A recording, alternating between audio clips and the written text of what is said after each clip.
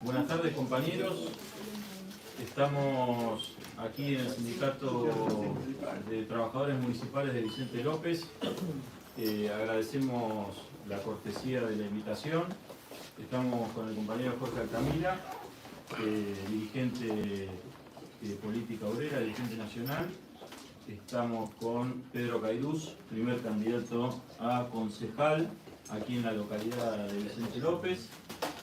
Está por ahí Nahuel Rabey, a la derecha de Jorge, que es candidato a senador, ¿verdad? A consejero escolar acá en Vicente López. Está por ahí Carlos Frigoli, los compañeros de Walter Sánchez y Marga de San Isidro, que son candidatos a concejales, y yo, que soy candidato a senador por la primera sección electoral. Mi nombre es Pablo Bush, para los que no me conocen, un viejo conocido acá del Sindicato de Municipales, que nos ha cobijado algunas veces hace algún tiempo. Acaba de votarse en diputados el rechazo al veto a la ley de discapacidad. Hasta ese último momento no llegué a ver cómo seguía, pero iban a seguir votando, y aparentemente el gobierno estaría recibiendo un duro revés parlamentario. Ya se había anticipado hoy el vocero Adorni, anunciando que estaban discutiendo aumentos en las prestaciones de discapacidad. Hubo una vigilia ayer de las familias con chicos discapacitados. No sé si por acá ocurre lo mismo, pero en el movimiento obrero industrial la cantidad de chicos discapacitados, hijos de compañeros, ha crecido en forma exponencial, y es un tema muy sentido. Y el gobierno vetó esto, de alguna manera mostrando a fondo la orientación social del gobierno, que es que los acreedores de la deuda, los acreedores internacionales, los tenedores de bonos, los bancos nacionales, mostrarles que ni un peso iba a ir a los jubilados, del superávit fiscal iba a ir a los jubilados, ni un peso a los discapacitados, ni un peso a Bahía Blanca, a los inundados. Una orientación social en la cual el gobierno se jugaba también el proceso electoral de septiembre y de octubre. Desde Política Obrera, nosotros caracterizamos o explicamos que la clase obrera está luchando en forma permanente contra esta orientación del gobierno. Hay luchas contra los despidos, hay movilizaciones, hay huelgas de residentes, huelgas de médicos, hay luchas colectivas, y también hay un esfuerzo que hacen las familias obreras por salir adelante a través de matándose trabajando, agarrando 2 trabajos, vendiendo en feria, organizando. Es decir, alguna respuesta a este retroceso social, salarial, que nos quiere llevar el gobierno, está dando la clase obrera. Y el problema de esta elección para Política Obrera es que aparezca una salida, porque lo que es evidente es que los que estaban antes de Javier Milei no representan una salida. Es decir, la gente no quiere votar a Milei, pero tampoco quiere volver para atrás. De hecho, consideramos, incluso lo dijo Pedro Rosenblatt anoche, dijo que el único activo que le queda al gobierno es que los de enfrente son ellos. Tayana, bueno, pero Pedro Rosenblatt es un periodista muy conocido de los streamings, que es militante peronista, que es muy crítico y que además es el novio de Gali Espósito, que es una cantante muy conocida. Pero es un tipo muy pensador y demás.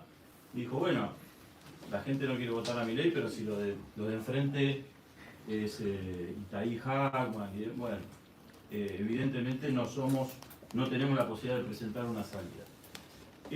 Para Política Obrera, la salida es que los trabajadores discutan y conozcan el significado del socialismo, del gobierno de los trabajadores, que dicho sea de paso, es el terror personal del presidente Milei.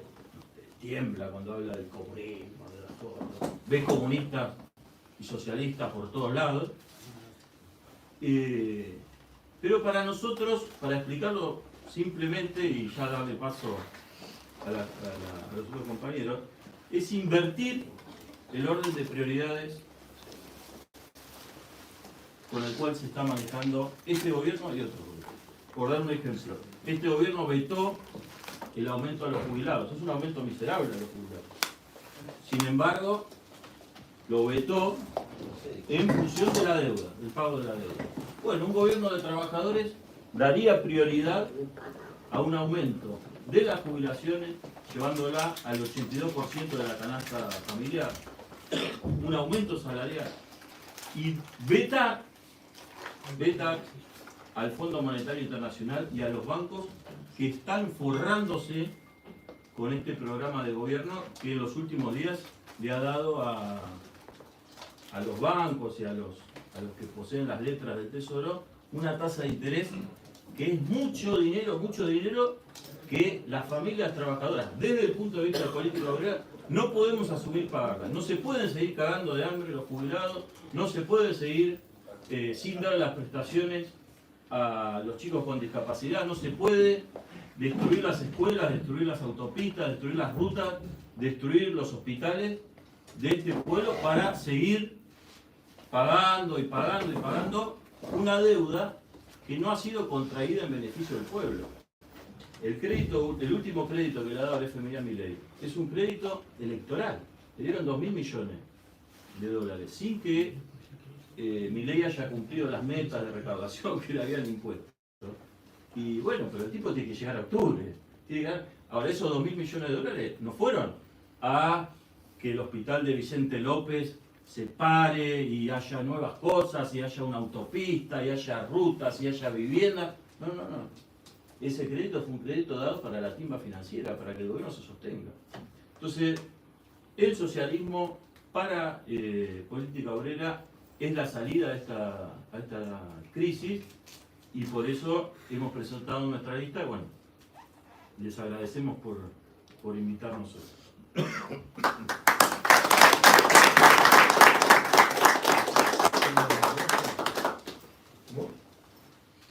Bueno, yo soy Pedro Alberto Cairús, soy el primer candidato a concejal por la lista de Política Obrera.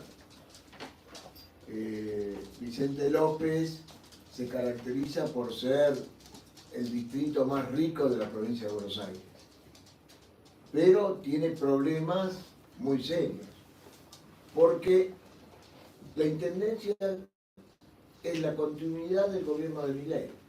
Si nosotros vemos,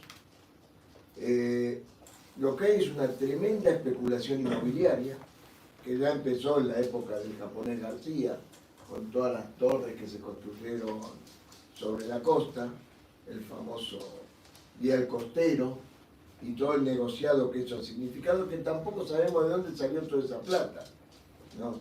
Porque no es dinero claro. Esto ha generado en Vicente López una gran especulación inmobiliaria, e incluso el Consejo Deliberante ha permitido exenciones del planeamiento urbano. Vicente López era un distrito de casas bajas, de chalet, y hoy se está convirtiendo en un distrito de torres, y al lado de un chalet se levanta una torre. Se ha llegado a demoler monumentos de tipo histórico en Vicente López, por ejemplo el que está al lado de la estación de Aristóbulo del Valle, que estaba prohibido demoler esa construcción. Hicieron un emprendimiento inmobiliario y dejaron la fachadita para decir no lo demolimos todo. Entonces, esto ha generado que los trabajadores de Vicente López se tengan que ir del distrito, porque no pueden comprar, porque es imposible los costos de vivienda e incluso es imposible alquilar.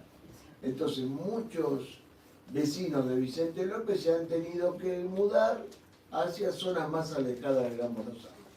Ese es un tema fundamental. Otro tema es la periferia de Vicente López, pegado al distrito de San Martín, donde tenemos un montón de galpones abandonados donde se ha hacinado la gente sin ningún tipo de servicio. Y antes Vicente López, aunque no fuera una maravilla, pero construía viviendas. Llegó a construir viviendas populares, por ejemplo el barrio Las Flores, hay un montón de... Hoy no solo no lo hace la nación, no lo hace la provincia, tampoco lo hace el municipio de Vicente López. Entonces hay un abandono total. Un punto muy grave de Vicente López es la contaminación. La contaminación ambiental es muy grande. Con todos estos emprendimientos inmobiliarios no hay obras de infraestructura. En el Bajo sale por las cloacas a la calle los desperdicios cloacales y hemos tenido situaciones muy graves. PepsiCo se tuvo que ir de Vicente López porque no tenía planta de tratamiento, estuvo como 3 meses clausurada y tiraba todos los líquidos industriales directamente al arroyo. Tuvimos el caso más peligroso de Diacrom, que contaminó el agua potable con cromo hexovalente, que es cancerígeno, producto de la negligencia de la municipalidad y la provincia de Buenos Aires, que no controlaba, que estaba filtrando ese cromo a las napas y que entraba al caño maestro de obras sanitarias. Entonces, esta es la realidad. Es decir, cuando uno se pone a ver en las plantas industriales no hay planta de tratamiento de efluentes. Están tirando todos los líquidos industriales y desechos directamente a la cloaca y van al río. Entonces, estas son las problemáticas. También tenemos la problemática del trabajo precarizado, que se ve fundamentalmente en los negocios. Gente que está en negro, que no se va a poder jubilar, monotributistas, y bueno, el distrito marco del Gran Buenos Aires tiene esta problemática que es la del conjunto de la población, digamos, de la Argentina. Llamamos a poner concejales en el Consejo Deliberante para que dejen de ser una escribanía que le vota todo al intendente, que jamás se ha opuesto a ningún planteo de la intendencia. Votan siempre a favor de la intendencia. No existe una oposición real. Entonces, tenemos que construir esa oposición real en Vicente López. Gracias por la pregunta.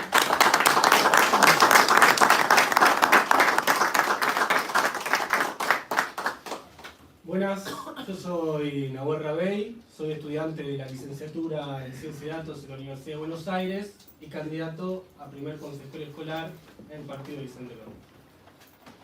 La realidad que atraviesa la juventud, sobre todo la juventud trabajadora, tiene 3 elementos: el trabajo, la vivienda y el acceso a la educación.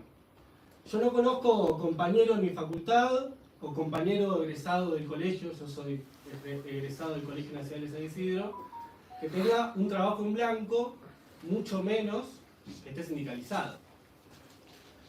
La gran mayoría de los trabajos a los cuales accedemos, trabajos en comercios, en negro, laburo de 12 horas, en pizzerías, haciendo reparto, aquellos que han tenido suerte de poder comprarse una moto, hacen en pedidos ya, en Rappi y demás, en las aplicaciones. Los que no tienen suerte de tener una moto, pedalean. Y así hemos visto cómo la juventud entra en una crisis. Ahora bien, la crisis que atraviesa la juventud, la crisis laboral, la crisis de acceso a la vivienda, se ve reflejado en la educación. ¿De qué forma? Las distintas políticas del Banco Mundial y del FMI han exigido una reducción de los planes de estudio porque la Argentina tiene obreros sobrecualificados. Es decir, el acceso a la educación en un sentido completo, para aquellos organismos prestamistas de carácter internacional, se ha vuelto en un gasto que les impide a ellos conseguir que se les paguen los dividendos. Y esto se ve reflejado, y nosotros señalamos como política obrera, que estamos ante una elección reaccionaria. ¿Por qué es reaccionaria? Porque las reformas educativas que plantean desde un lado la General Paz, es decir, la Ciudad Autónoma de Buenos Aires, y desde este lado la General Paz, en la provincia de Buenos Aires, tienen un hilo en común, un hilo conductor, que es el traspaso de la enseñanza al aprendizaje. Y en esto quiero ser clarificador, porque parece una diferencia sutil. El debate que se da hoy en día es el de transformar al docente, aquel técnico, aquella persona con formación pedagógica capaz de enseñar en un área, ya sea en las ciencias naturales, en la biología, en la historia, a ser una especie de coordinador de lo que pasa en un curso. Se lo pone al pibe al frente de un software, al frente de una inteligencia artificial, como se ha planteado ya en muchos lugares, se le da una serie de puntos, una serie de objetivos a cumplir, y ya eso lo toma como el pibe aprende. Fíjense cómo se transforma la escuela en una mecanización, en una fábrica. Se transforma el docente en un operario de esa fábrica, y se transforma la enseñanza y el aprendizaje como algo que tiene que hacer el estudiante de manera individual. Y acá se nota el fracaso del capitalismo como aquella organización social que debía liberarnos del trabajo, supuestamente, a partir del desarrollo industrial, a partir del desarrollo tecnológico, debería fomentar el conocimiento científico, la liberación del ser humano, y se transforma en todo lo contrario. En las escuelas se transforma en el yugo de la juventud, no solamente a formarse de una manera completa, sino que inclusive la ata a condiciones laborales paupérrimas. Si uno nota y presta detalle a los manuales de estudio y demás, al vacío de contenido que se les da, van en línea de esta formación laboral para trabajadores de aplicaciones, para trabajadores con bajo contenido de formación científica, y yo lo he visto de manera personal. Yo he trabajado como programador durante muchos años, desde que terminé el colegio, bueno, muchos años, 4 o 5 años, empecé a laburar 17, 18, donde las empresas de formación decían: dejá la universidad, no vayas a la universidad, no termines el colegio, vení que en un curso de 6 meses salí trabajando en Global. Y hoy en día, esos trabajadores, esa juventud que abandonó la universidad, que abandonó sus estudios, es despedida en masa de Global, de Facebook, de Google, de Microsoft, de empresas argentinas como el gran exportador del conocimiento, de lo que se llama la tecnología de la información, se ha reflejado en esos lugares. La perspectiva del socialismo para la juventud en este terreno es fundamental. Nosotros, frente a esta educación que individualiza al alumno, planteamos una formación científica, una formación completa, que ponga el eje en lo siguiente: nosotros queremos trabajadores, una juventud formada para gobernarse a sí misma, para apropiarse del trabajo, para apropiarse de la producción que le da en esta cadena de carácter internacional que es el capitalismo. Bueno, que el trabajo sea parte del obrero. El socialismo es lo que eso plantea construir. Política Obrera llama ante esta situación a sumarse a las grandes filas de trabajadores jóvenes, a Política Obrera, a una campaña socialista y, en definitiva, a la transformación de la sociedad sobre las bases de producción a mano de los trabajadores. Muchas gracias.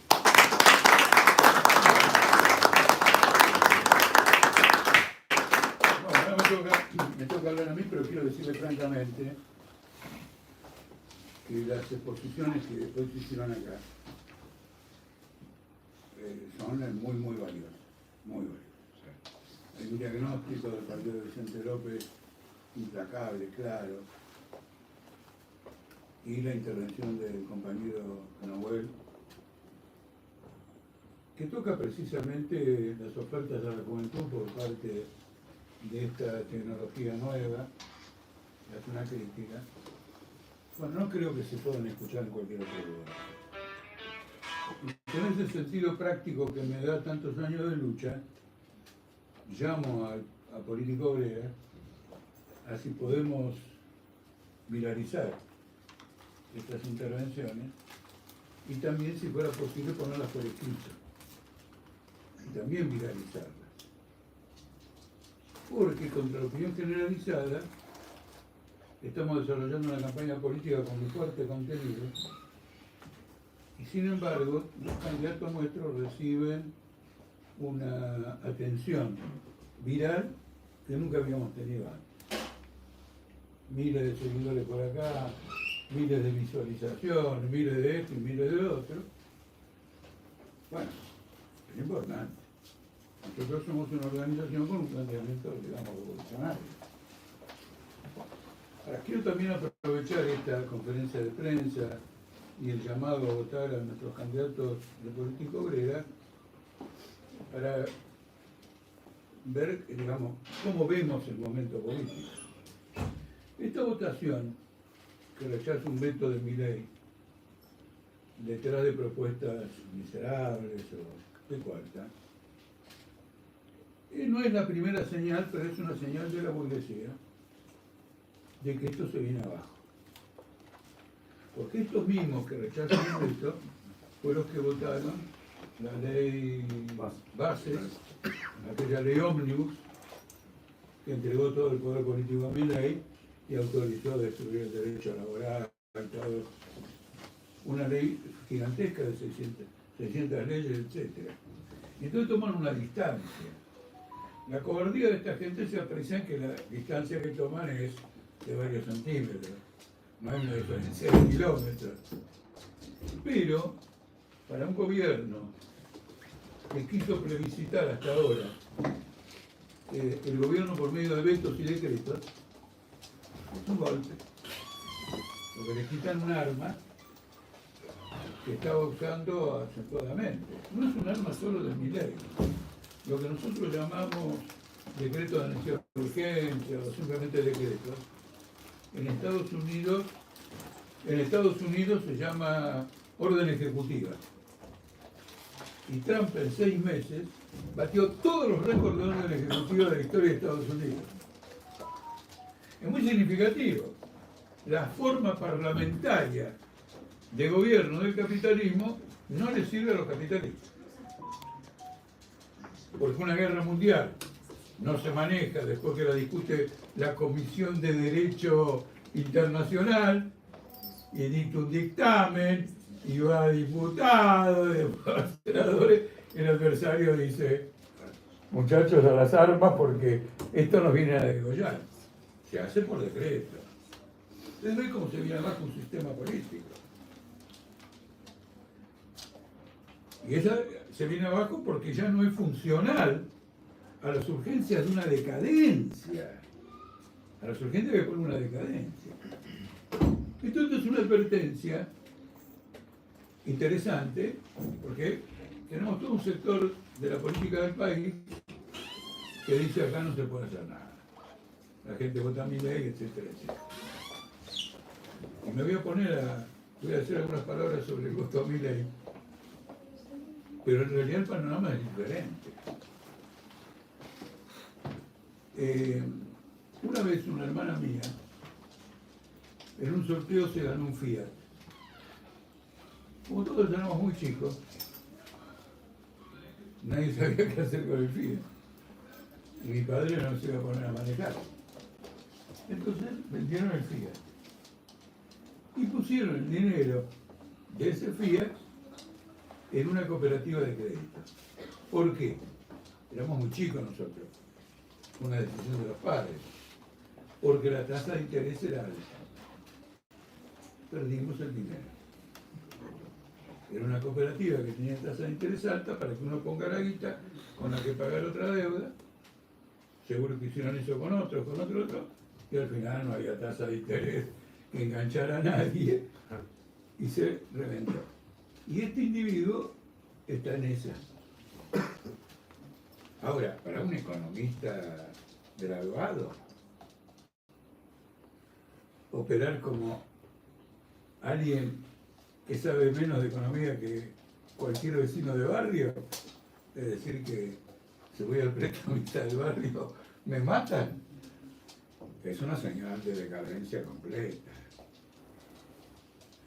Lo que nos diferencia a Política Obrera de otras fuerzas políticas no es que somos más optimistas que ellos, que sí somos más optimistas, porque en definitiva creemos, para decirlo simple, que los buenos le van a ganar a los malos, pero que la humanidad ha acumulado recursos, capacidad, entendimiento, como para terminar con un sistema que la perjudique.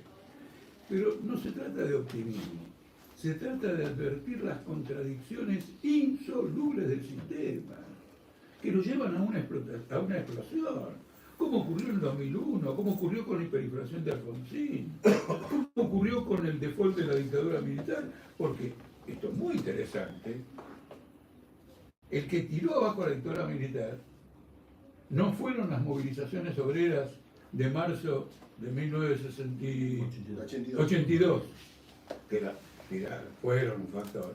No fue la guerra de Malvinas, sino fue el default. Hay que pagar la deuda, no tenemos guita, pues nos vamos a la mierda, somos además una dictadura, la gente no nos puede ver, rajemos y que venga Alfonsín. Entonces este hombre va a venir con que nunca más, con que la democracia te cura, te alimenta y te da conocimientos, y mientras nos entretenemos con esto vamos tratando de renegociar la deuda. Quiero decirles que la fuerza del capitalismo, la fuerza de las contradicciones capitalistas, es infinitamente superior a la capacidad de resistencia de los gobiernos más podridos que hay, militares o lo que fuere. Miren qué enseñanza extraordinaria. Ahora, en esto hay una gran cobardía de esta oposición que le rechaza el veto luego que apoyó todo. Porque no va más lejos que ahí. Lo que está diciendo es lo siguiente: te mando una advertencia, no seas boludo. Algunos gobernadores fueron un poquito más lejos, pero ¿cuánto? 1 milímetro más lejos, y formaron una coalición que se llama Provincias Unidas, diciendo que aparezca un bloque dispuesto a reemplazar a Milei. Ya se rompieron. Firmaron Provincias Unidas y se rompieron. ¿Por qué? Por una razón muy sencilla. El bebé tiene nombre, pero no tiene ni quien lo alimente, ni quien le dé un techo, ni nada. No tienen programa. Entonces fingen que se van a hacer una oposición, pero no pasa de una ficción porque no hay nada abajo. Entonces Schiaretti lo candidató a Randazzo, eso lo enojó Puyaro, y entonces también se enojó Yariola no, porque es de Schiaretti, algunos otros, y se fue toda la mierda. Es decir, que al mismo tiempo que advierto que la burguesía está tratando de correr el escenario porque esto está agotado, no es de aquí que viene la salida, no viene una salida. Las salidas nunca vienen las elecciones. Las salidas vienen de antes de las elecciones. Y en este sentido, esta elección por ahora no tiene salida. ¿Qué quiero decir? La clase obrera está en un reflujo. Y la confusión es muy grande. Tenemos el sindicato del SUTNA atravesando una crisis, cuando el SUTNA era nuestro emblema, el sindicalismo clasista, que debía agrupar a un vasto frente nuevo de sindicatos sin burócratas. Existe un reflujo. Es decir, eso hay que construirlo anticipadamente. Luego puede tener un reflejo electoral, pero que la elección misma sea la ocasión para eso, no. Debe servir para dar una serie de pasos adelante. Y las exposiciones de Nahuel y las exposiciones de Pedro muestran cuáles son esos pasos adelante que hay que desarrollar. Cuando nosotros hablamos de socialismo, quiero ser muy concreto. Un salario mínimo de 2 millones de pesos como pide el chofer de la UTA y los trabajadores del Garrahan, eso es un paso al socialismo. Porque si hubiera un gobierno de trabajadores, la primera medida que tomaría sería llevar el salario mínimo a 2 millones de pesos. Si no lo presentemos solo en su forma ideal de aquel régimen donde la unidad de los trabajadores es la unidad de la humanidad misma, y terminamos con las guerras y todo lo demás. Veamos que cada paso, qué contenido tiene para el trabajador.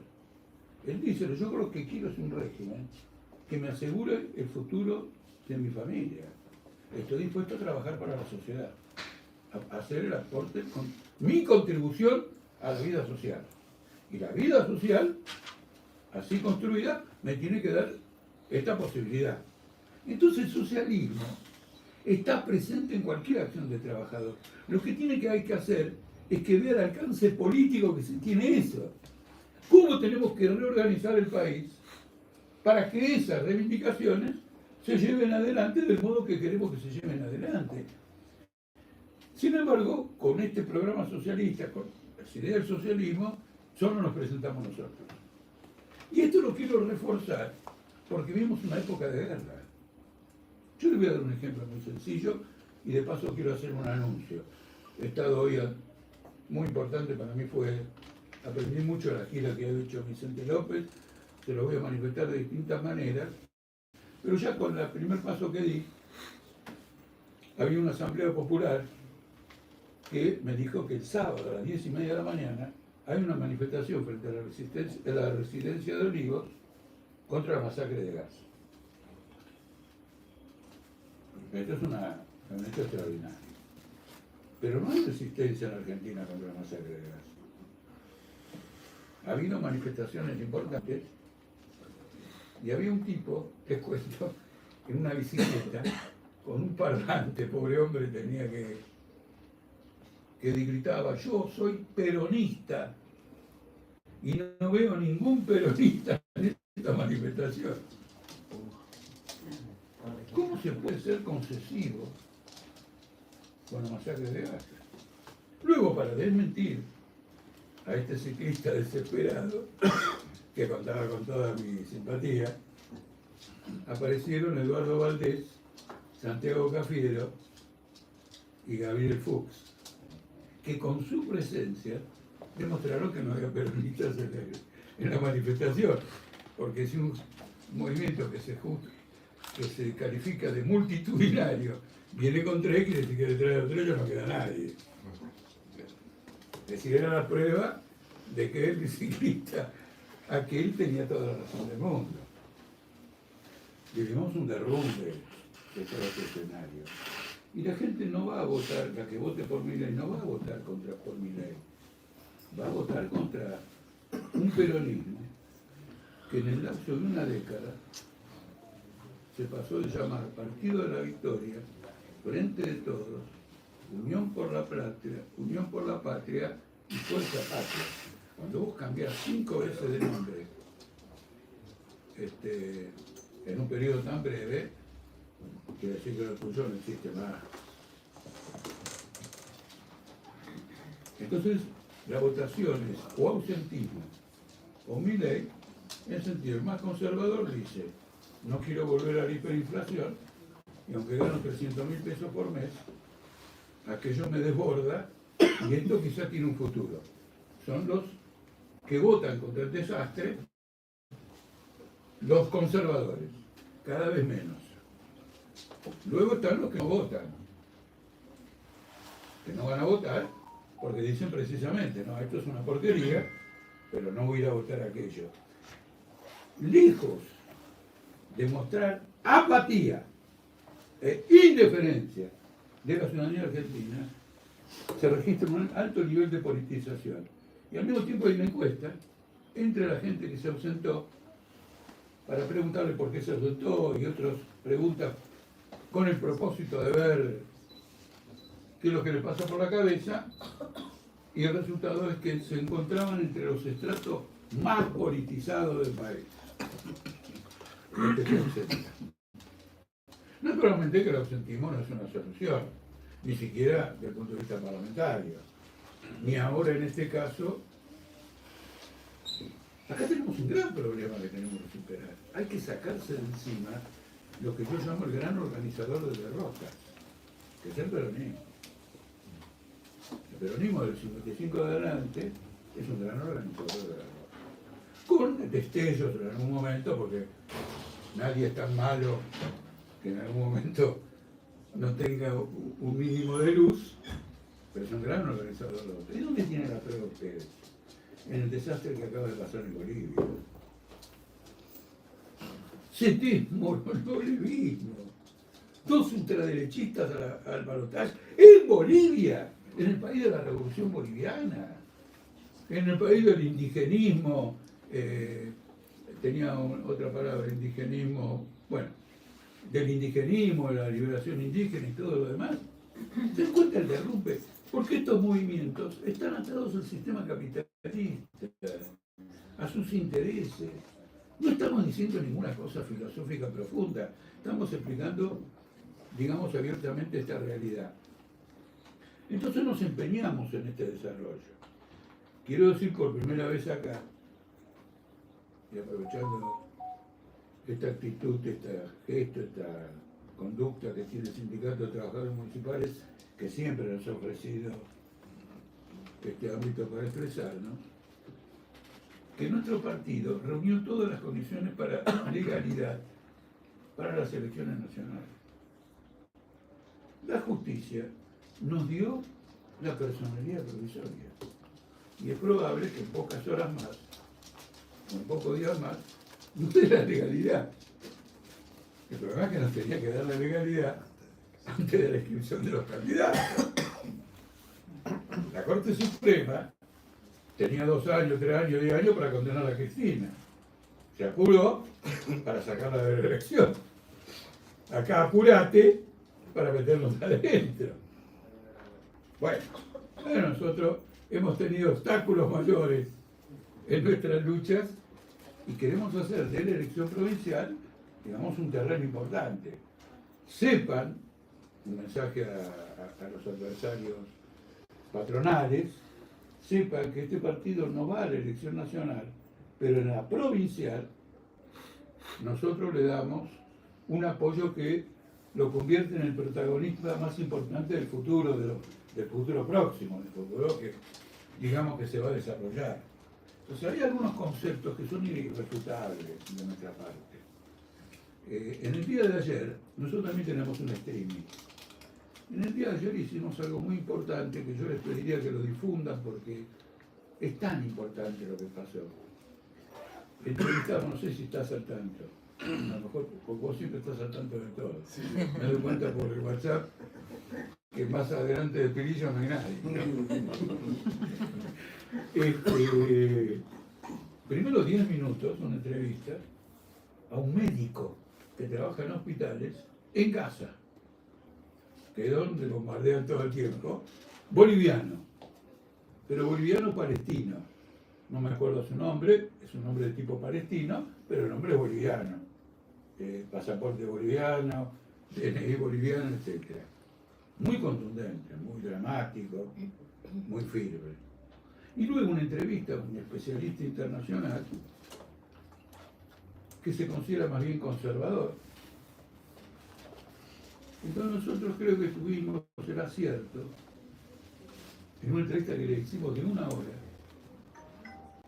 a alguien que sabe mucho de este tema, tuvimos el acierto de indagarlo sobre lo que el sionismo dice que fue la masacre del 7 de junio.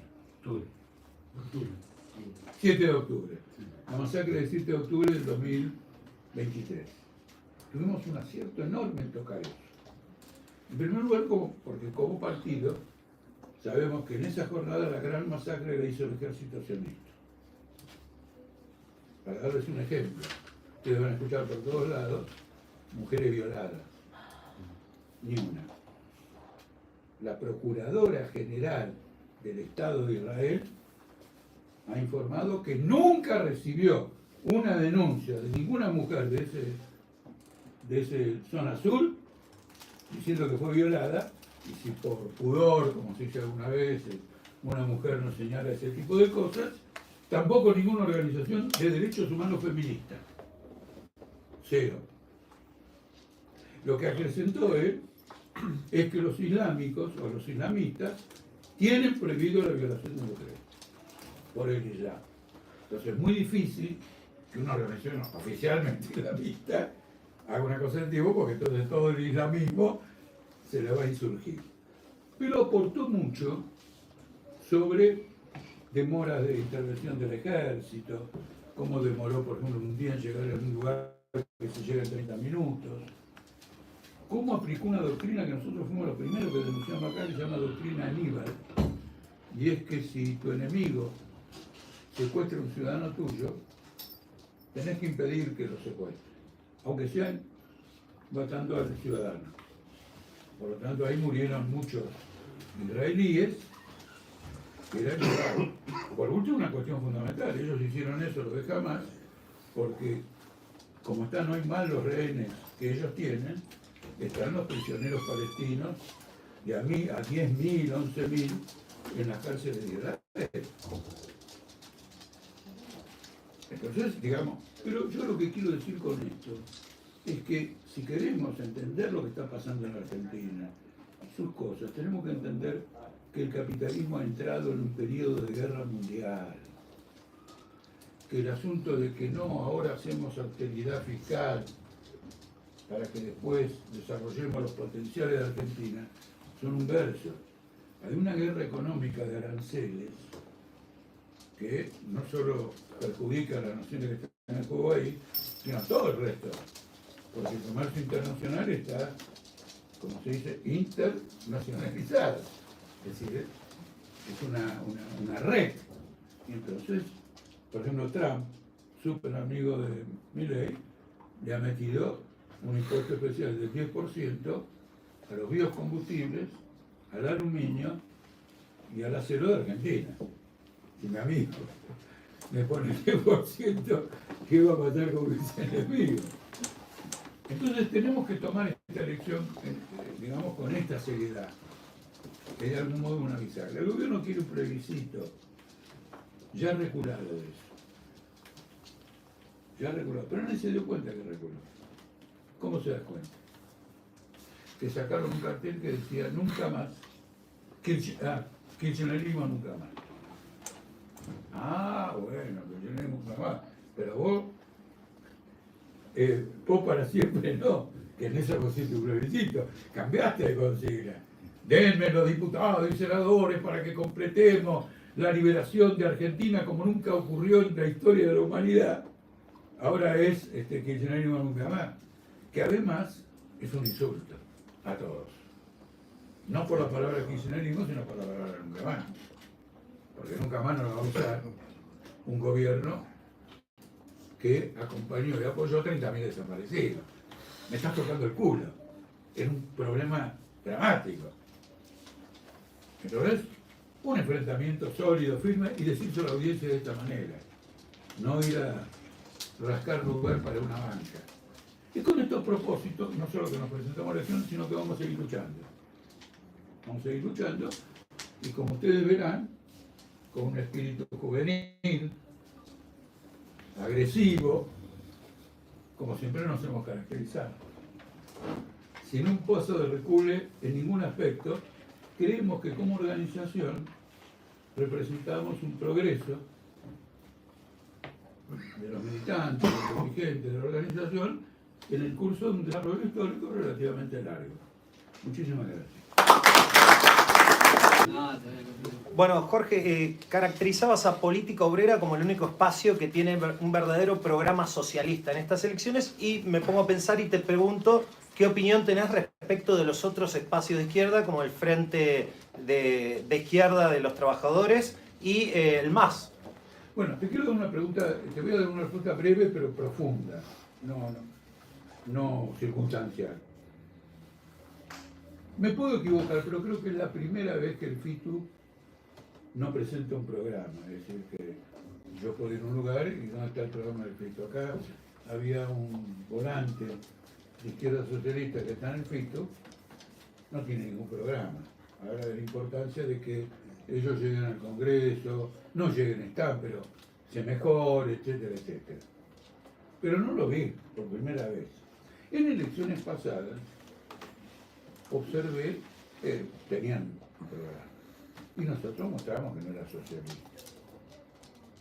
eran reivindicaciones de tipo nacionalista, que las puede suscribir desde un industrial que apoya las retenciones al agro, por lo menos en ese punto, no eran un programa socialista. Pero ya está escrito, no es de ahora, es un enfoque abandonado. Interpreto que se debe a que es una organización que está concentrada en escalar en el Parlamento. Pero tu pregunta era sobre el programa. Esto que digo yo ya es una corrección de por qué no están con un programa. Conociendo el Fito por adentro, hay un desprecio por el programa. Interesante esto. Que yo lo viví como dirigente del Partido Obrero con mis compañeros del Partido Obrero, que iban a las reuniones del Fito para organizar esto, lo otro. Yo era candidato, así que, digamos, formaba parte de... Y les preguntaba, digo, ¿pero discutieron el programa? Jorge, los del PTS te aceptan cualquier programa, acá el programa no importa nada. Te aceptan cualquier programa si vos le das el primer lugar de la candidatura de este y la otra. Entonces no te dejes engañar, Jorge, te están engañando. Te pueden aceptar discutir un programa, ojo, no era una fantasía. En el año 2013, muy desconforme yo con la conducta que todos habíamos tenido con el programa en las elecciones de 2011, redacté un manifiesto. Programa.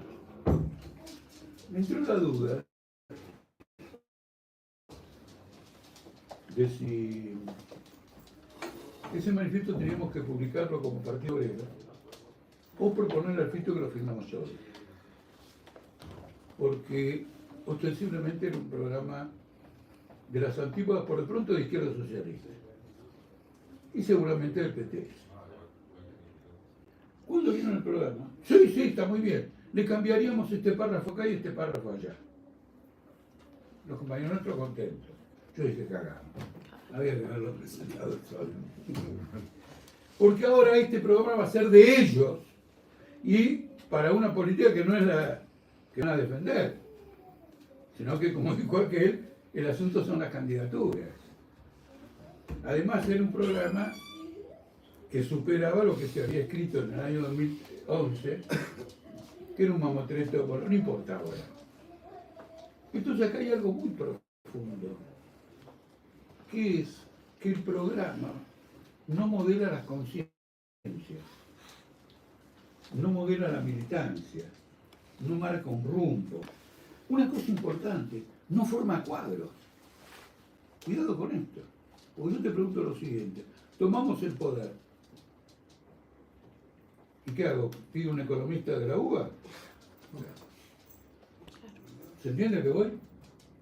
Necesitamos cuadros de la clase obrera que manejan el Ministerio de Economía, el Ministerio de Relaciones Exteriores y todo lo demás, porque si todo el poder y tenemos que llamar al personal, que a lo mejor no abiertamente, sino con algunas críticas, pertenece a los otros sectores, después del esfuerzo de derrocar a la burguesía, se lo estamos metiendo por los cuadros. El desprecio por el programa es una característica de toda la izquierda mundial, razón por la cual considero que está muerta. Ojo, no muerta para pelear oposiciones, tienen organización, tienen dinero, ahora voy, un segundito, ahora voy.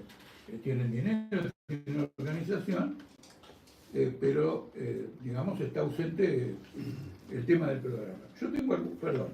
Yo tengo ahí algunos documentos de otros partidos, del Fito, que me mandaron, en los que me dieron no hay un programa, de conferencias internas, de congresos internos.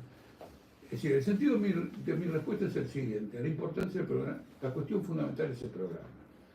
Pero en esta elección nadie va con programa. Nadie. A lo sumo, lo de la Libertad Avanza, dice, no, nosotros tenemos el programa de lo que dice Milei. Quiere decir que van a acatar, como representante, voten esto en lo otro y todo lo demás, Es decir, que están cooptados. Mañana alguien les ofrece más de lo que les ofrece Milei y cambian de bando. Pero no puede tener un programa Fuerza Patria, porque Grabois no piensa lo que piensan los tres candidatos de Massa. Y no piensan esto y lo otro, así que ni se sentaron a discutir un programa, olvídate. ¿Qué es esto? ¿Un cheque blanco? Esto es la característica de esta elección. Y yo siempre, disculpame si eso se transformó en un hábito, recuerdo que en Gran Bretaña los partidos tienen que presentar, para ir a elecciones, tienen que presentar el manifiesto de esa elección, no de la elección anterior, donde, por ejemplo, no estaba lo de Gaza. Yo sé, no sirve. Tienen que presentar un manifiesto. Y luego, la prensa británica, como en el Congreso, le vigilan con lupa si está haciendo lo que dice el programa. Si está haciendo lo contrario de lo que dice el programa, se arman unos quilombos fenomenales y buscan derrocar dentro del partido gobernante al sector que está dirigiendo el partido. Viejo, vos sos el secretario general, pero estás llevando adelante un programa que no es el que hemos votado nosotros. Entonces me pareció un punto importante a destacar. Nosotros tenemos uno de una conferencia, de un programa. Y nosotros podemos haber dicho, somos una fuerza muy minoritaria, la realización de este programa, llegado al gobierno, será no sé cuándo, pero nosotros no hicimos eso. ¿Por qué? Porque entendemos que los puntos del programa eslabonan la lucha por el poder. La lucha por el poder está presente en cada reivindicación. Cuando ustedes conquistan los convenios colectivos que vos me mandás, etcétera, etcétera, es una lucha por el poder. Porque si el convenio favorable al trabajador o está de acuerdo a las aspiraciones que han decidido los trabajadores, es una restricción al poder municipal. Y en esa medida ya hay dos poderes. En esa medida, no digo que hay dos poderes, en esa medida tendremos que ampliar ese círculo. Perdón, sí. Yo soy un cuadro de izquierda socialista. Me imaginé. Sí. Imagínate bien. Yo pensé que a él le habían puesto Nahuel por Nahuel Moreno. No sé si es así. Somos de una misma corriente histórica trojista todos. Y hace 14 años que tenemos constituido el Frente de Izquierda, donde lamentablemente política obrera, lamentablemente, Sí, y el MAS no están, y se constituyó bajo un programa. Este sindicato, a pesar de todas las diferencias que tenemos, a pesar de decir, hay compañeros que son kirchneristas, hay algunos que están con Milei, hay compañeros que son socialistas, es decir, nos constituimos y construimos. Hace poco participamos en un gran encuentro del plenario sindical combativo, en los cuales lamentablemente ustedes no estuvieron. El problema de nuestra reivindicación histórica, Trotsky lo planteó hasta el 17, estamos por el socialismo, no es que luchamos por reformas como la socialdemocracia. Entonces me parece una chicana de demasiado bajo nivel. Pero es decir, desde luego yo respeto a los compañeros que están acá, es decir, reivindicamos a cada uno de los compañeros que vienen a este sindicato y está abierto para todos los sectores, por más diferencias que tengamos y por más diferencias que tengamos por compañeros que no tienen programa. Igual los reivindicamos, igual luchamos juntos con ellos por una salida, en el caso de esta obrera y socialista. No, yo te voy a decir una cosa. Vos podés considerar que... Pero no quiero pero te voy a dar una respuesta que está a la altura... Tenemos 50 años de militancia, no importa, vos un poquito más. No. Te voy a dar una respuesta a la altura de las circunstancias y del momento. Por ejemplo, lo que yo opino de lo que vos decís no es una chicana. Es decir, yo no digo que vos hayas dicho una chicana. No. Yo tu opinión la considero seriamente. Por eso... Porque si no forma cuadro, ¿cómo no? Ahora te voy a mostrar. La considero seriamente. 1200 delegados fueron el otro día. Son 1000, ¿Sabés?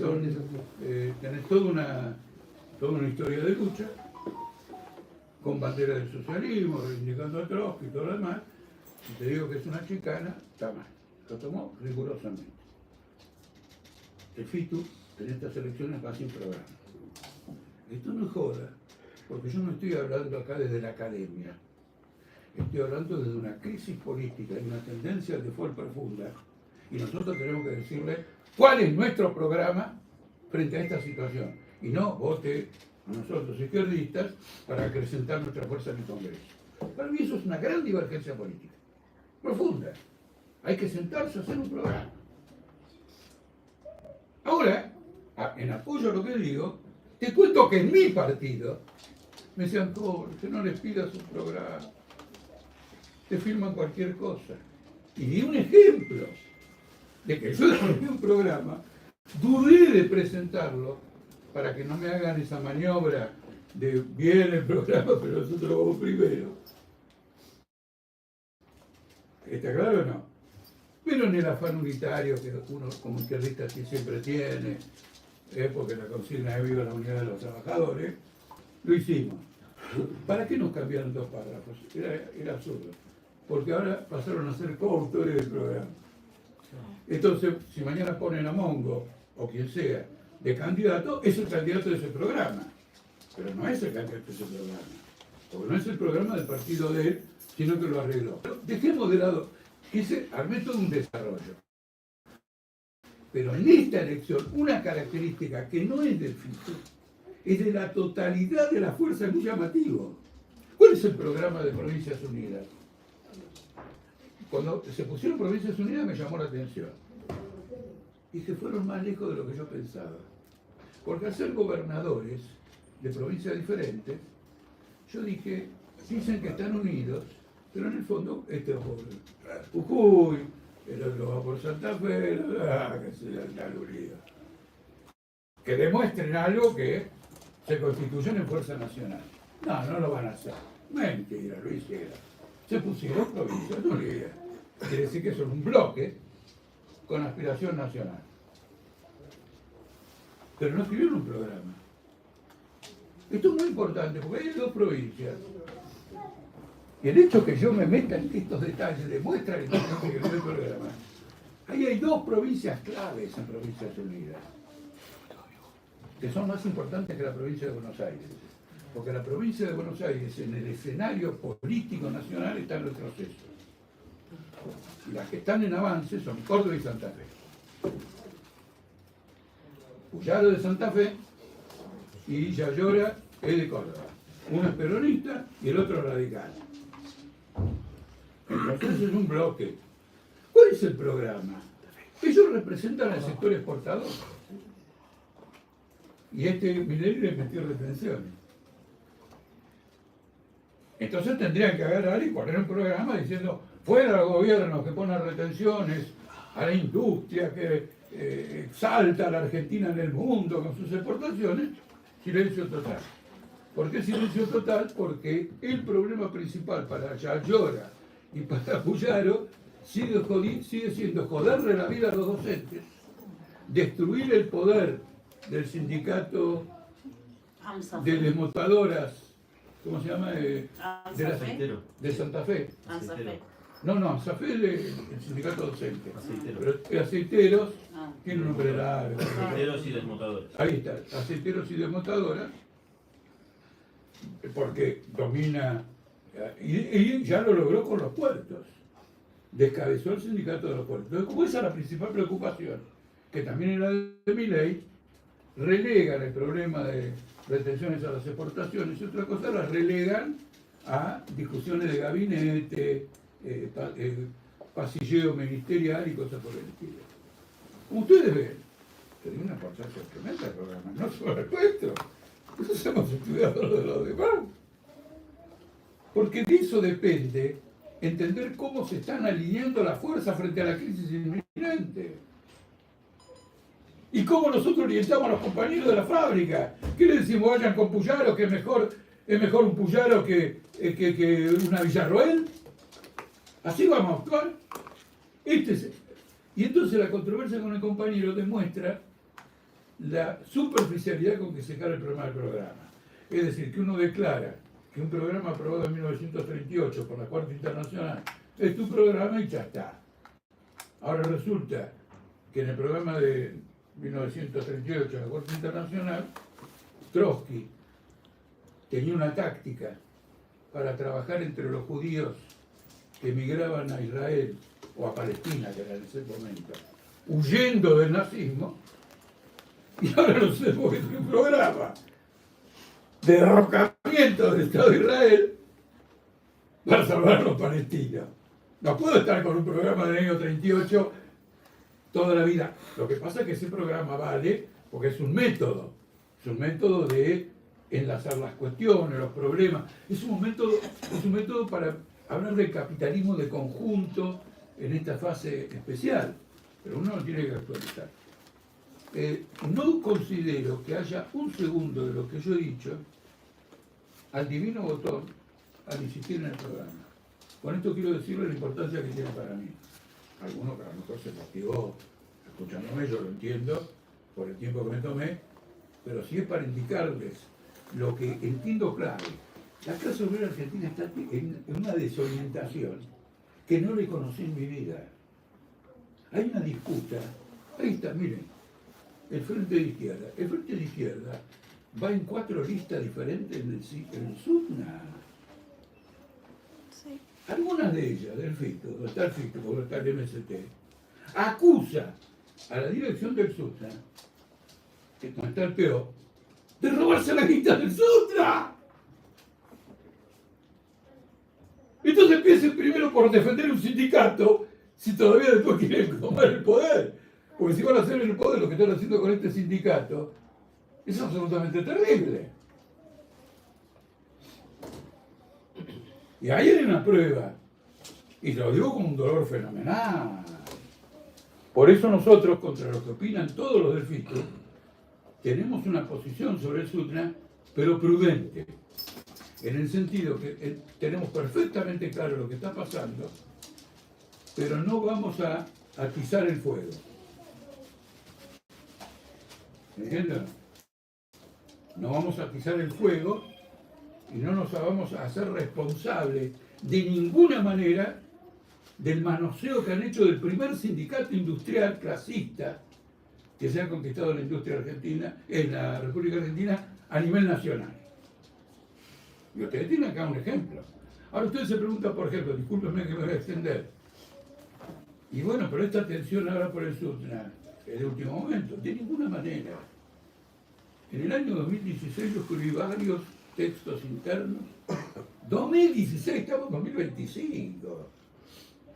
Señalando que el SUTNA tenía que seguir una política unitaria de determinadas características, una política democrática interna de determinadas características, y transformarse en un faro del movimiento obrero. Ahora el compañero, correctamente, dice que fueron no sé cuántos delegados. 1200.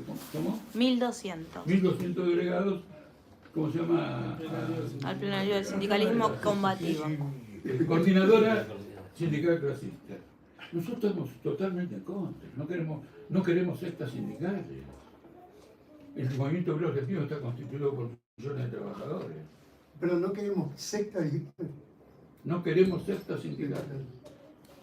No, hay que abrirse a la mano. Sindicalmente, en política vos tenés que diferenciarte a muerte. Porque es un programa, una idea, una estrategia. En los sindicatos tenés que llegar a la base.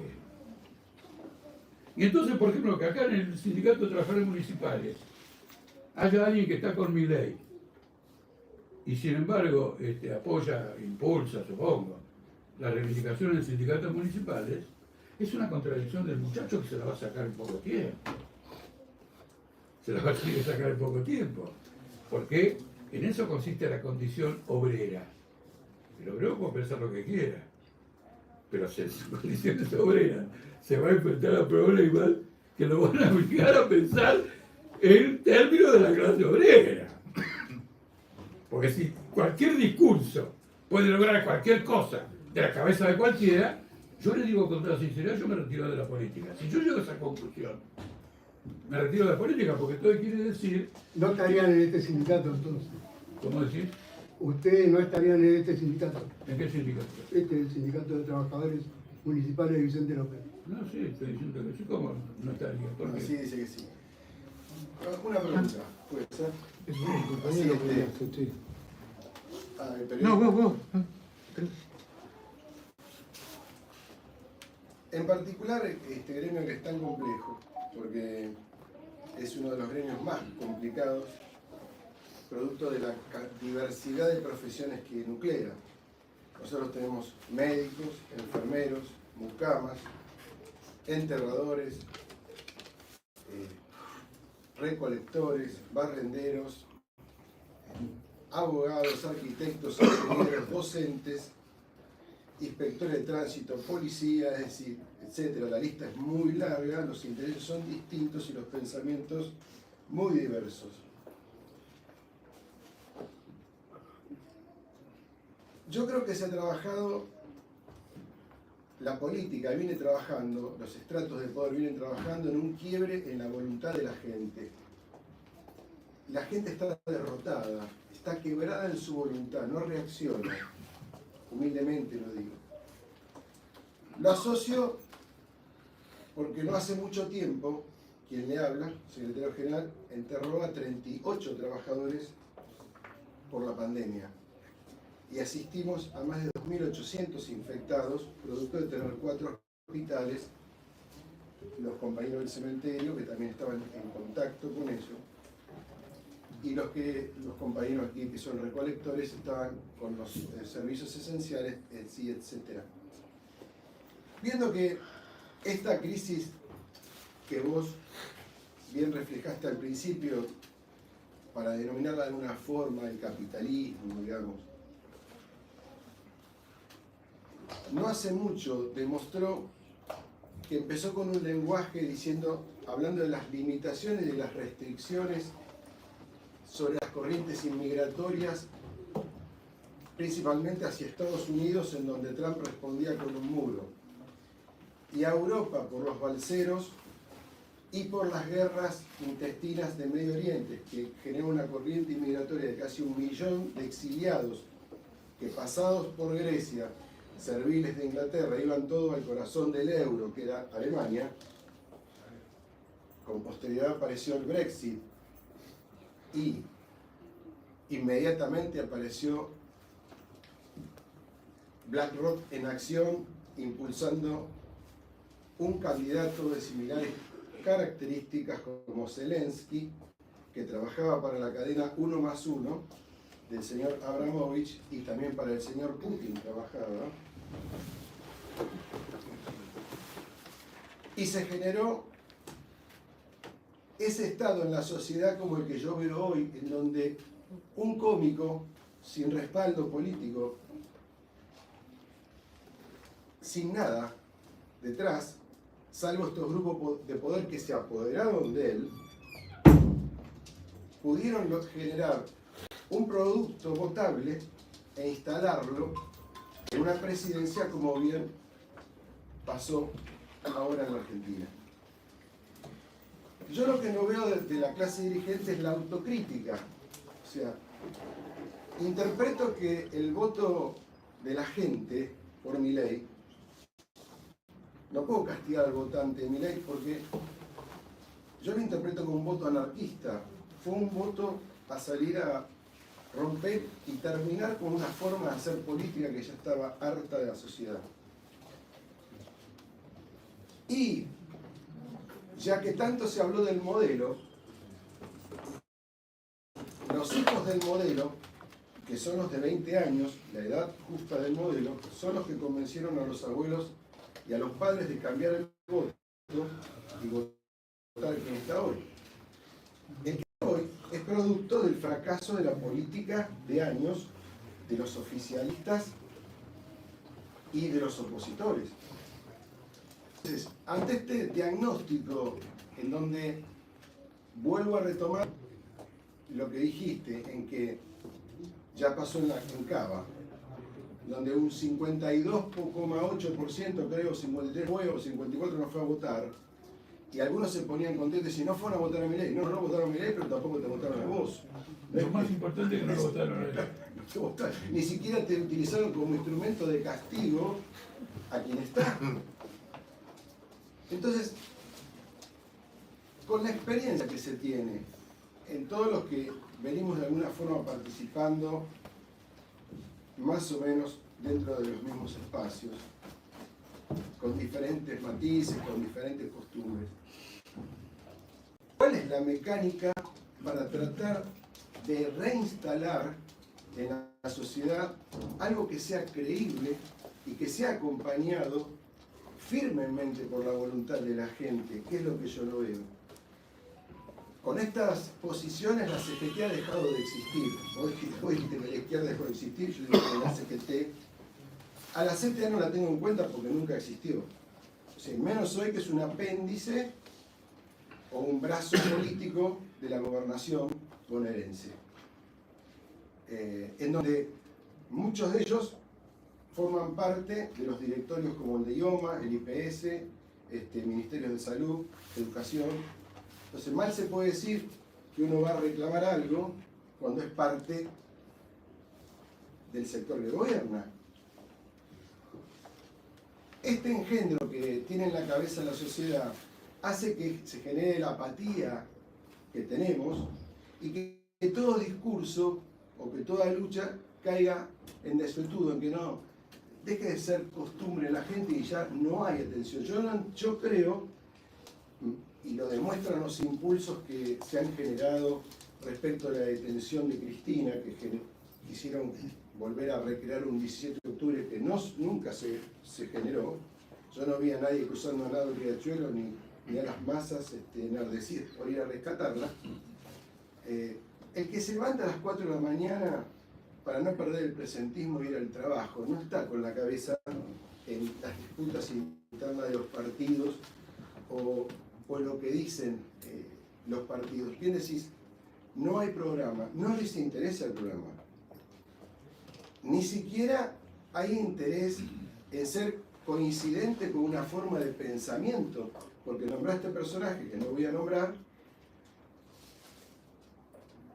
que son simuladores y que en el fondo adoptan un personaje del cual después es muy difícil salir, porque si salen del personaje que crearon, ya dejan de ser votables. Si Milei pasaría a ser un hombre cuerdo, generoso y que respetara a todos, ya no lo votaría nadie. O sea, lo votan porque es como es, con las consignas que tienen y por la falta de cuadros políticos del otro lado, en donde ya se ha instalado en la sociedad en que aquí sálvese quien pueda y todos están por una candidatura y nadie, como bien vos decís, por ningún programa. Yo del peronismo no vi nunca ningún programa. Lo de Provincias Unidas los puede unir un clearing bancario, pero no creo que los una una propuesta dirigida a la gente. Gente como Espinosa que habla del jubilado y los básicos de Matanza son de 60.000 pesos, que es lo que cobran los jubilados de Matanza. Todas estas contradicciones. ¿Cómo salimos de eso? Para concentrar en algunos puntos vitales. Disculpame la... No, pero para concentrar, ha sido un discurso muy amplio, bueno, cada uno recogerá estas reflexiones que vos hacés, pero para concentrar en un punto, para... Milei es la demostración, en mucho tiempo, la más contundente de la importancia de un programa. Él agarró y dijo, yo acá voy a terminar con el déficit fiscal, voy a terminar con este curro, con el otro y todo lo demás, voy a abrir la economía, me voy con Estados Unidos, me voy a convertir al judaísmo, voy a apoyar a Israel, esta es mi visión del mundo, empresarios del mundo sois unos pelotudos, no entienden ustedes mismos que son los creadores de la riqueza, y hasta hizo un ministerio de capital humano para decir, queridos trabajadores, déjense de joder, ustedes no son nadie, son una forma del capital. Está el capital accionario, el capital de la bolsa, el capital de sociedad limitada y varios millones que tiene capital humano. Y te lo borró. El acierto de Milei es el programa. Porque cuando vos tenés un programa, y mirá lo que te voy a decir, el más reventado del mundo, y los demás no lo tienen, la gente solo te mira a vos. Porque en definitiva, no importa para dónde conducís el Estado, sino que el Estado vaya para algún lado. Porque la anarquía es el pánico de todas las sociedades. Entonces, vayamos a la mierda, pero vayamos a la mierda, que nos conduzca a la mierda. El peronismo tuvo un programa. Campo la subió con un programa. Lo escenificó. Osvaldo Dorticós, el presidente de Cuba, Sí. etcétera, etcétera. Vamos con esto. Un simulacro de revolución cubana o de la unidad de Allende. De la unidad de Allende. Las elecciones fueron el 11 de marzo de 1973. Campo la subió en mayo. En septiembre derrocaron a Allende. Ahora todos sabemos que con el apoyo de Perón. Pero el otro día, un compañero nuestro escribió un artículo y citó a Política Obrera de 1973 acusando a Perón de preparar un golpe contra Allende y apoyar a Pinochet. Mirá vos. Acá estamos hablando de cosas mayores. El día que escriban la historia, algunos se van a tener que preguntar. Pero esto que tenía. A mí me pasa con frecuencia, bueno, ya no tanto, me pasa con frecuencia, me pasaba, que la gente paraba en la calle y me decía lo siguiente: como usted dijo que si votábamos a Menem, subía el Sogaray, ¿cómo lo sabía? Y ahí viene el otro programa, interesante, Menem es el otro programa. ¿Por qué lo sabía? Porque por primera vez, después de mucho tiempo, había un congreso del Partido Justicialista, en marzo de 1989, y el peronismo votó un programa. ¿Y yo qué hice? Compré el Clarín y leí el programa. Dije, esto es Alzogaray. Ningún misterio. Un tipo me dijo, no sé si estaba ligado a los servicios de espionaje, me dijo, un espía lo que tiene que saber es leer el diario. Perdón, una pregunta, ¿pero el kirchnerismo no tenía un programa? No, el que menos tenía un programa fue el kirchnerismo. ¿Cómo te das cuenta que no lo tenían? Pero era un programa de transición, No, con no, ciertas no. frases. No se tenía. columnaban. No. ¿O no? No, primero quiero mostrar lo siguiente. Cuando yo digo programa, digo como un congreso del Partido Socialista votó este programa. Para la vuelta de Perón votaron un programa. Kirchner se desmorona todo. Kirchner es menemista. Kirchner lo que tiene claro es que ya no puede defender al menemismo, siendo el menemista. Eso es lo único que tiene claro. Lo pone Duhalde, no le gana a Menem, sube con el 21% de los votos y entra a improvisar. ¿Y cuál fue la primera improvisación? Porque me acuerdo de una entrevista que me hizo un tipo que yo creía que iba a tener un gran futuro periodístico y después no lo vi más. Un muchacho joven muy interesante, pero nunca más lo vi. Propuso un frente de centro-izquierda, gobernar con los radicales, que después en el 2007 va a ser la fórmula Cristina Cobos. No sabía dónde iba. Finalmente, Cristina gobierna sola, pero el kirchnerismo empieza con alianzas de gobierno, de todo tipo. Pero ¿a qué voy a lo siguiente? Tiene un programa. Esto es absolutamente clave, porque quiere decir que el barco va en una determinada dirección. Y en cambio, Cristina y Alberto ya no se hablaban, hacía 2 años. Antes de que Milei se lleve los votos que se llevó, el peronismo perdió 4 millones de votos en el año 2021. Durante 2 años tenía 4 millones flotando sobre la superficie. ¿Alguien se dio cuenta que había 4 millones de votos sobre la superficie? Pero en la base...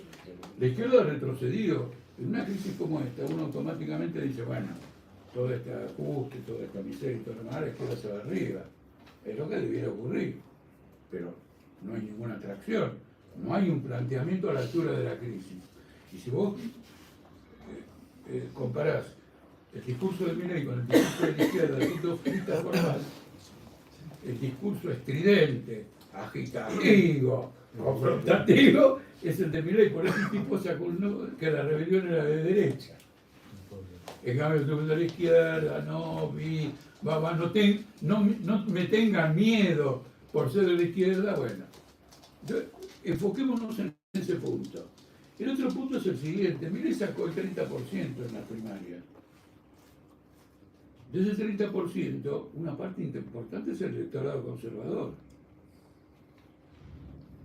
No es la mayoría de la clase obrera la que está. La clase obrera no le dio a Milei arriba del 15% de ese 30%. Es un voto de clase muy claro el de Milei. Ahora estamos en un impasse. Y ahora tiene que haber. Yo lamento mucho que la justicia, habiendo cumplido con todo, nos dé la legalidad para las próximas elecciones de octubre, ya queda 3 o 4 días la semana que viene. Porque hubiera querido intervenir, digamos, en esa campaña electoral. Ahora, el otro problema, ¿por qué también no se va a la izquierda? En estas cosas hay que ser muy materialista. Mira, voy a decir lo contrario de todo lo que me atribuyen. Hay que dejar de fantasear. La izquierda entra a este periodo tan convulsivo con la crisis del Partido Obrero y la expulsión de 1.200 militantes. Eso afectó a todos. ¿Y por qué esa expulsión? Porque una fracción del Partido Obrero se hizo parlamentarista. Las rabias por ocupar un puesto en la campaña electoral, te hablo desde adentro, puede hablar cualquiera de los que están acá desde adentro, eran fenomenales y fuimos una crisis. De alguna manera teníamos un liderazgo en la primera etapa del Frente de Izquierda. Ahora lo que tenés son voceros que son atractivos para tal o cual sector de la gente. Che, mirá que bien que habla, pero vos no tenés ningún líder en el campo de la izquierda. La carencia de líder en el campo de la izquierda es mortal. No es que sea un vuelo que está, un líder. Alguien que unifique toda la voz de un planteamiento político. Entonces ellos, creyendo que se sacaban de encima un problema interno con las expulsiones, se crearon un problemón. Porque ahora tienen problemas hasta para hacerse elegir. Entonces vos lo que tenés que ver es que este panorama también tiene que ver con un reflujo. ¿Qué consiste el reflujo? Lo del Sutra es la última etapa de un problema vasto. El grupo de delegados que reconquistó el subte era clasista hasta las pelotas. Y la mayoría no eran del PO, eran como compañeros, y algunos de izquierda socialista y todo lo demás. Y en un periodo muy breve de tiempo los copó el kirchnerismo. El kirchnerismo utilizó su orientación política para decir, muchachos, esta es la liberación nacional. Y se lo llevó. Pianelli y, ¿cómo se llama el telefónico? Marín, una compañera que era de izquierda socialista, pero que se acercó al PO, estuvo en una reunión y nos contó de algo que después se hizo público. Que Marín, Pianelli y otros más dijeron, hay que cavar trincheras con la burocracia.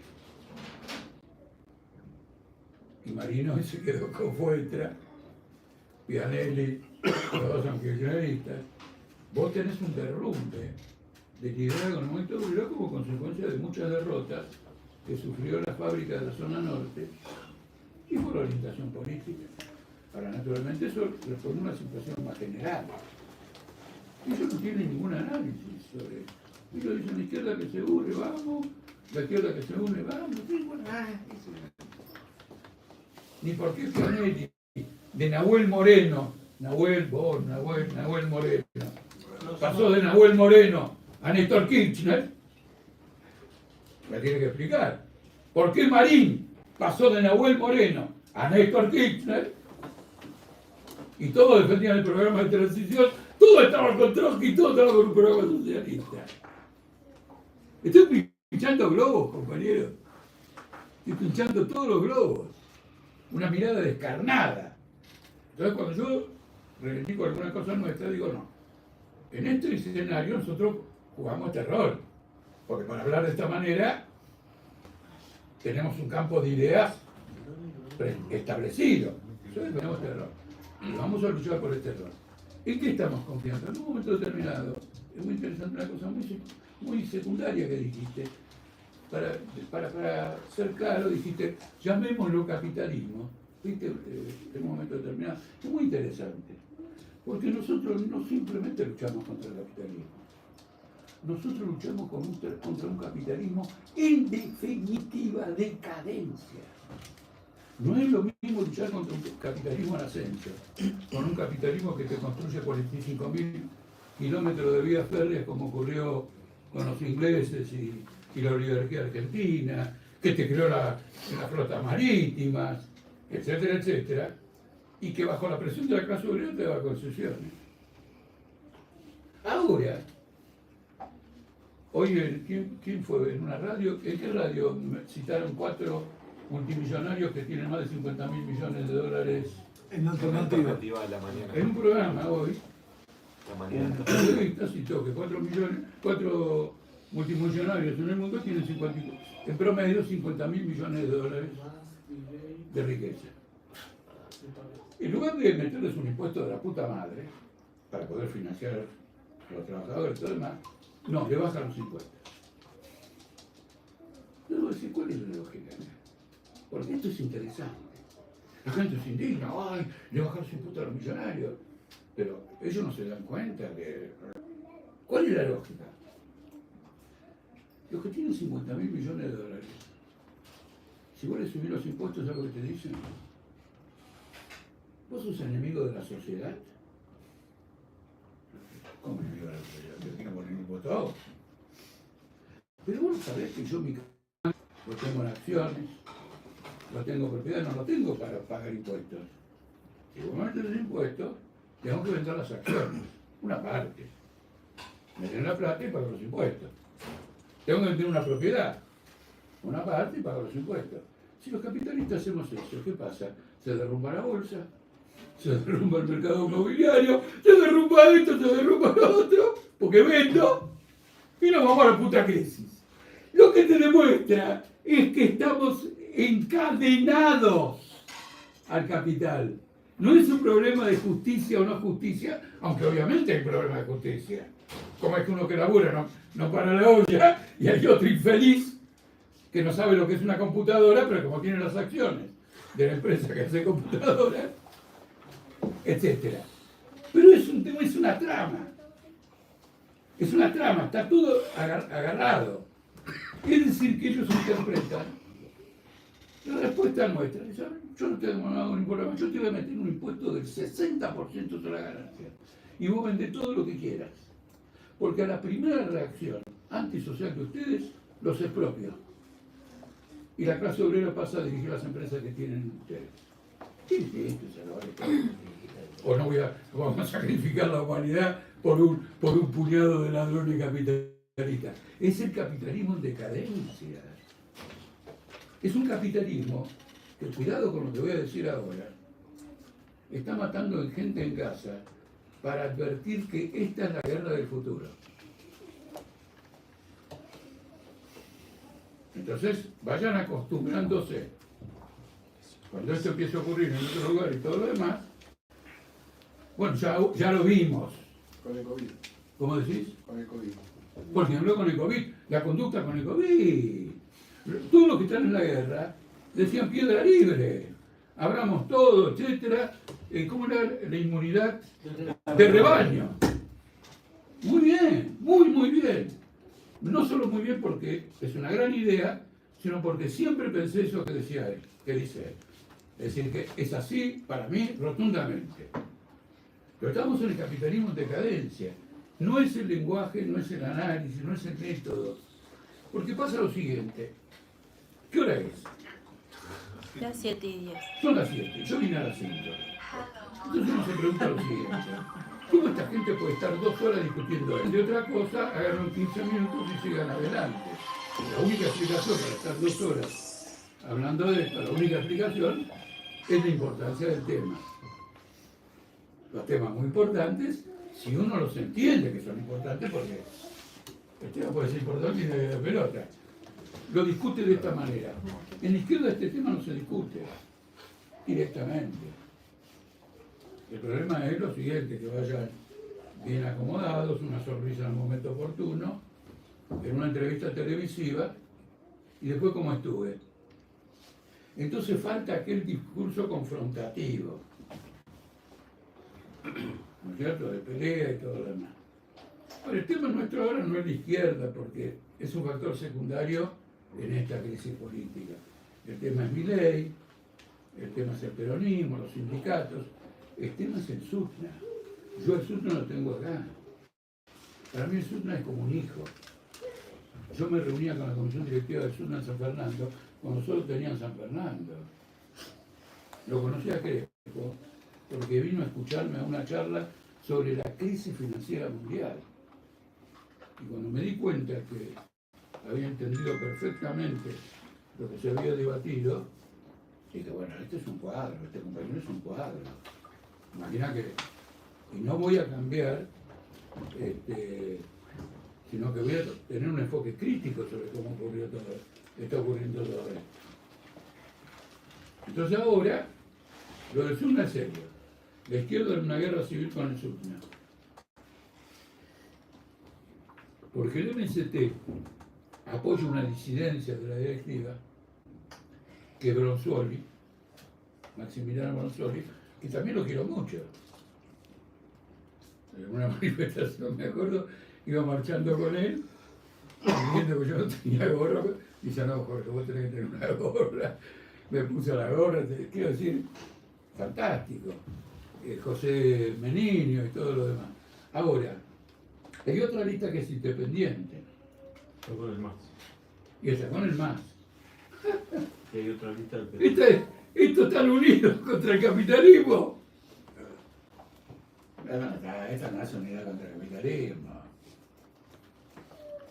Y no se trata de quién tiene la culpa, porque si se trata de quién tiene la culpa, acá hay un fenómeno de conjunto. No entienden lo que es la unidad revolucionaria de la clase obrera. Ahora, cuando vos me explicaste todo el andamiaje que es el sindicato de trabajadores municipales, fíjate acá, tenés que explicarlo con más frecuencia. Porque la gente tiene una idea restrictiva, a lo mejor, de lo que es un sindicato municipal. Eso lo hecho de que estén los trabajadores de la salud, o en parte, los trabajadores de salud ya le da una enorme significación, con tiempo, porque no hay apuro ni nada. El sindicato tendría que adoptar, debería adoptar, una conducta que tuvieron los sindicatos antes del peronismo, y especialmente cuando nació el movimiento sindical. Debiera tener como una suerte de carta programática o incorporar conceptos programáticos en el estatuto. Tienen un estatuto con sus normas y todo lo demás. ¿No es cierto? Debe ser bueno. No lo leí, lógico, pero debe ser bueno. Pero muchos estatutos, en aquella época del sindicalismo, tenían una introducción programática, que los definía como clasistas, pero que más allá de la palabra clasista, definían qué es el sindicato bajo el sistema capitalista y qué función debe cumplir. Era muy importante. Fue lo primero que borró Perón, porque en esos sindicatos que hablaban de la lucha de clases, Perón después se suprimió y puso la conciliación de clases, oficialmente. Y Argentina está pagando ese cambio de estatuto de 80 años. Mirá las consecuencias que puede tener un cambio de estatuto, dicho figurativamente, ¿no? Eso sería un avance. Yo les propuse al SUTNA, porque viendo la industria del neumático, me di cuenta que los trabajadores del SUTNA tenían que prepararse para situaciones cíclicas de despidos. Y para evitar los despidos, tenían que reclamar el reparto de las horas de trabajo. Es decir, que si hay menos producción, hay menos trabajo, el trabajo que hay se reparte entre todos sin tocar el salario. Si vos eso lo decís en la víspera de un despido, llegaste tarde.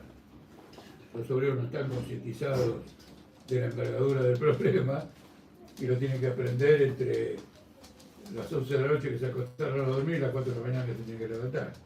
No va. Digo, saquen un boletín explicando todos estos problemas, lo cual sería como esta cosa programática, digamos, para los estatutos.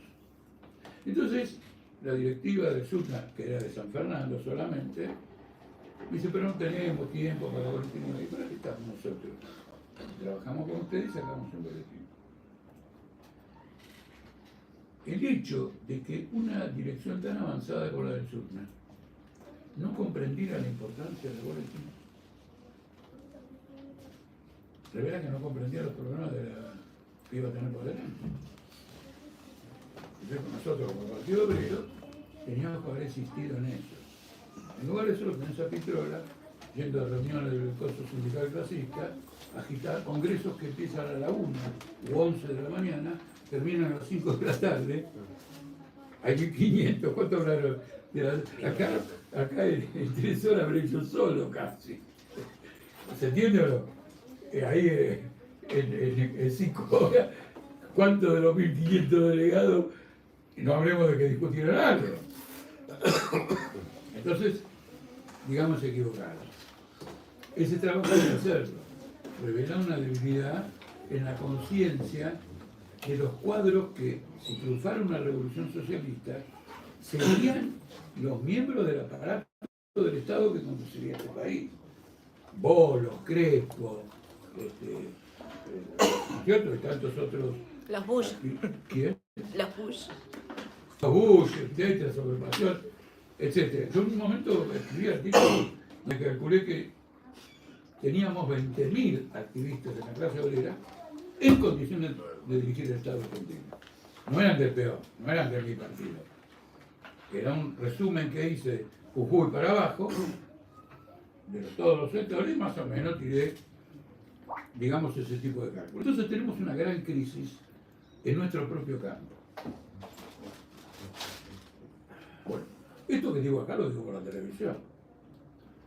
Bueno, ¿por qué no lo voy a decir por la televisión? Ay, no, porque entonces la gente va a decir, ay, la izquierda está en crisis. Igual te están viendo en vivo. ¿Cómo? Que igual te están viendo en vivo.